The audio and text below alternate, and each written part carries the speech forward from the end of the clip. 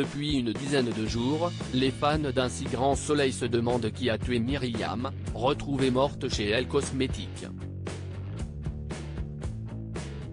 Alors que Léonore et Louis figurent parmi les suspects, la vérité va finir par éclater cette semaine.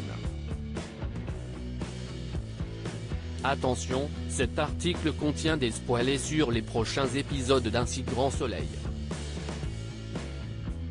Si vous ne voulez rien savoir, ne lisez pas ce qui suit.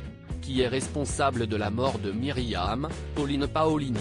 Si est la question qui taraude les personnages, ainsi que les fans d'Un si grand soleil, depuis la découverte tragique du corps sans vie de la meilleure amie de Claire, Mélanie Maudran, à la toute fin de l'épisode du vendredi 19 août.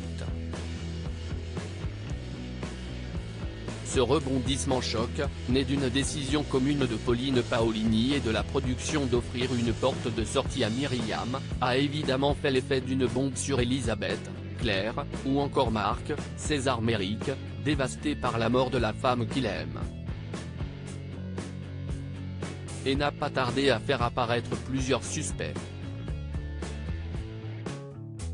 Alors, Louis, Léonore, Jade. Qui a tué Myriam dans l'entrepôt de Elle Cosmétiques lors de cette soirée fatidique? La réponse, plutôt étonnante, va être donnée aux téléspectateurs du feuilleton dans l'épisode qui sera diffusé ce mercredi 31 août sur France 2. Et que l'on peut déjà découvrir en avant-première sur Salto. Simon Lambert a tué Myriam par accident ayant entendu Louis, Sylvain Bocara, confier sa culpabilité à Kira, Léonore, Maeva Pasquali, s'est dénoncé à la police pour protéger son fils et va prétendre, lors d'un interrogatoire avec Manu et Yann, que Myriam avait découvert qu'elle avait envoyé le mail anonyme qui a provoqué la tentative de suicide de Jacques. Et qu'elle a donc tué Myriam pour l'empêcher de tout dire à Marc et Louis. Apprenant que sa mère va être arrêtée pour le meurtre de Myriam, Louis va passer aux aveux et révéler à son père, puis à la police, qu'il se trouvait dans l'entrepôt de Elle Cosmétiques le soir du drame.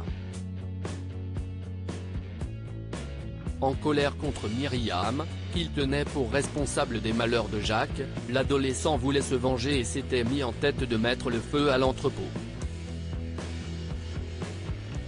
Avant de finalement se raviser au dernier moment.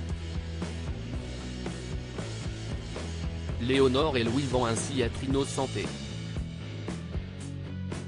Et si est en fin de compte le témoignage du SDF qui a vendu les crèmes volées dans l'entrepôt qui va mettre la police sur la voie du réel coupable? Le SDF, qui assure n'avoir pas vu le visage du voleur, va décrire assez précisément la voiture dans laquelle se trouvait celui qui s'est débarrassé des crèmes après le vol. Et les policiers vont réussir à identifier le véhicule en question grâce aux images de vidéosurveillance de Elle Cosmétiques. La voiture appartient à Simon Lambert, un salarié de Elle Cosmétiques. Et si est donc lui qui a tué Myriam, sans le vouloir?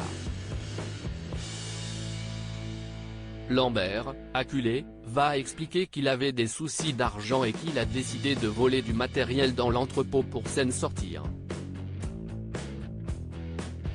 Malheureusement, il a été surpris par Myriam et, pris de panique, il l'a poussée pour s'enfuir. Et la jeune femme s'est empalée sur un bout de bois. La mort de Myriam n'est donc qu'un terrible accident survenu lors d'un cambriolage qui a mal tourné. Et s'il ne fait aucun doute que la vérité va permettre à ses proches d'aller de l'avant, une autre révélation de taille attend la famille Moore. En effet, Léonore va finir par avouer à Marc et à Louis ce qu'elle a fait à Jacques. Quelle sera leur réaction en apprenant cette horrible vérité? Réponse dans la suite d'Un si grand soleil sur France 2 et sur Salto.